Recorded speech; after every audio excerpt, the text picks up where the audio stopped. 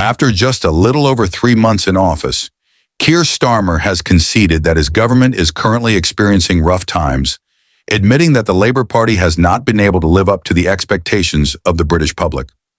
In this segment, we'll delve into Starmer's turbulent first few months as Prime Minister, the mounting controversies surrounding him, and what this means for the future of the Labour Party and the United Kingdom as a whole.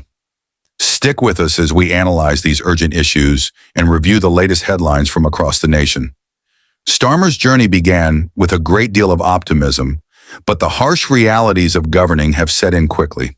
He has described his first 100 days as the toughest experience he's faced yet, though he was quick to add that it has also been incredibly rewarding. This duality in his assessment reflects the mixed reactions his government has garnered so far. During an interview with the BBC's newscast, Starmer candidly spoke about the unexpected difficulties, using the metaphor of being hit by side winds to describe the scandals that have continuously disrupted his administration. From the uproar surrounding his former Chief of Staff, Sue Gray, to questions about controversial donations, the media narrative has swiftly shifted from hopeful optimism to intense scrutiny. Starmer's tenure began with many hoping he would steer the country in a new direction after years of conservative rule. However, Labour's leader now faces fierce criticism. In his own words, there are always going to be tough days, difficult moments, recognizing that these challenges are simply part of governing. His acknowledgement prompts serious questions about whether Labour, with its internal struggles, can truly lead effectively in this critical moment. Looking ahead to the next budget, Starmer has emphasized key priorities such as improving living standards, supporting the National Health Service, NHS, and working to rebuild Britain. The NHS, a cornerstone of British society, is currently grappling with unprecedented challenges. Waiting lists for non-urgent care have surged, leaving many patients anxiously waiting for treatment. Nick Hume, who oversees NHS operations in East Suffolk and North Essex, noted that the dual challenge of preparing for winter while simultaneously addressing the patient backlog is creating enormous strain on healthcare staff. This two-pronged crisis could affect the quality of care citizens receive, further fueling public dissatisfaction. Matthew Taylor, Chief Executive of the NHS Confederation, echoed these concerns, highlighting that a lack of funding for winter pressures is a critical issue. He warned that, "We're unable to invest additional funds in meeting the needs of winter demand, which leaves the health system facing significant risks. With winter fast approaching, Starmer must find a way to secure additional financial support for the NHS, while also navigating the growing political and public pressure." One of the most controversial moments of Starmer's time in office so far came when his Transport Secretary, Louise Hay, described P&O ferries as cowboy operators, following their notorious dismissal of 800 workers.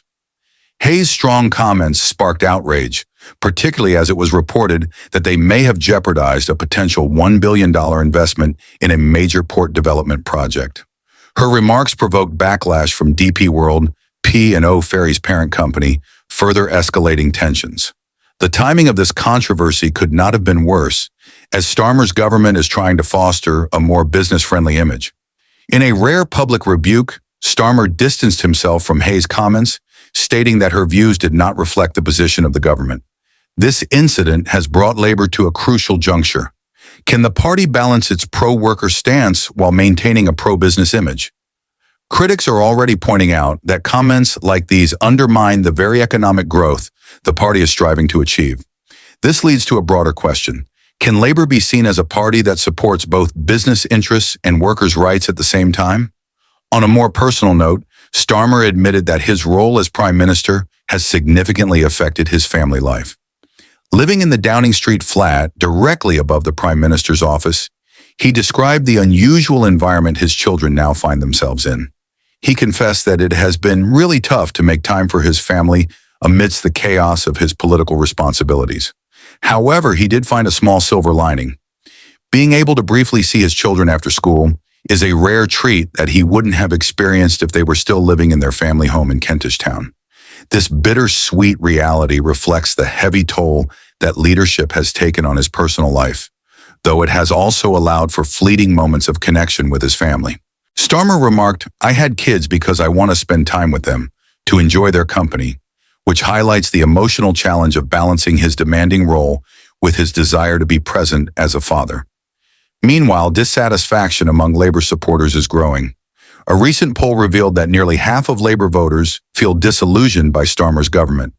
This disappointment stems from a series of scandals, including questionable donations and allegations of cronyism. Critics claim that Starmer's administration has not only failed to deliver on its promises, but has also betrayed the very principles that helped bring them to power. Key campaign pledges remain unfulfilled, leaving many of his supporters disheartened. With his approval ratings now in decline, Starmer faces the daunting task of regaining the trust of the electorate. The recent controversies, including the fallout from Hayes' remarks and the ongoing crisis within the NHS, have put significant pressure on Labor to prove that they are a credible alternative to the Conservatives. The stakes are incredibly high, not just for Starmer personally, but for the future of the Labor Party as well. Will they manage to recover from this internal turmoil and present a united front in time for the next election? Or will they continue to be weighed down by scandal and infighting?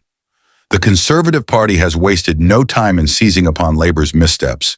Conservative politicians have been quick to point out the perceived failures of Starmer's government, accusing them of being disconnected from the needs of the British people. Kevin Hollenreich, the Conservative shadow business secretary, recently stated that DP World's decision to pull back on their investment was a major blow to the government, arguing that Labor simply doesn't understand how to communicate effectively with the business community.